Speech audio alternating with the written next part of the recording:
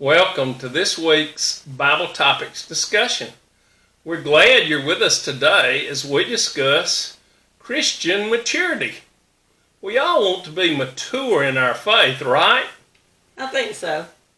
The Apostle Paul thought so too, and had a few things to say to his listeners when it came to Christian maturity.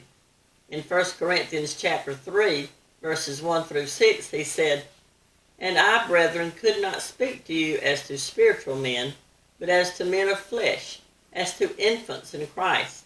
I gave you milk to drink, not solid food, for you are not yet able to receive it.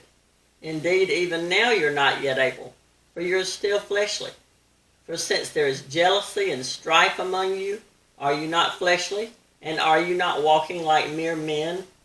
In the 2 chapters preceding this one, Paul talks about how fleshly the Corinthians are and how immature.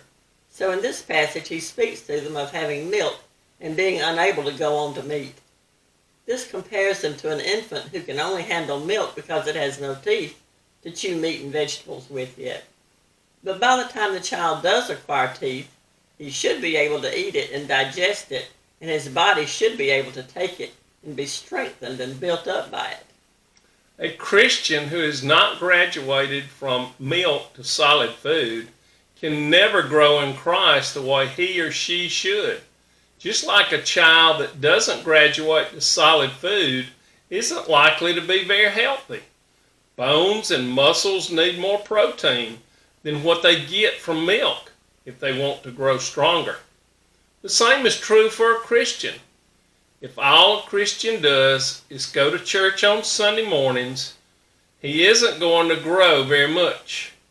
You may have the greatest preacher or pastor in the world, but he can't feed you enough on Sunday mornings to help you grow into a strong Christian. That's right.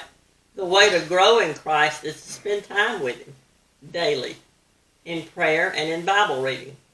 If you don't know how to go about that, start with the scriptures your pastor uses this Sunday for his sermon. Write them down. Go home and look it up and read it. If you have questions, ask your pastor or a trusted Christian friend to talk with you about what you read. Maybe you don't go to church yet. You can still read the Bible. The best place to start is with the book of John. It's the 4th book in the New Testament, and it's full of information that a new or growing Christian needs in order to build those spiritual muscles. In fact, a Christian at any stage in his development can benefit from reading the book of John.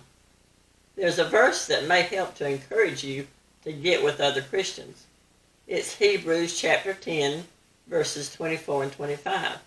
It says, "And let us consider how we may spur one another on toward love and good deeds, not giving up meeting together as some are in the habit of doing, but encouraging one another, and all the more as you see the day approaching."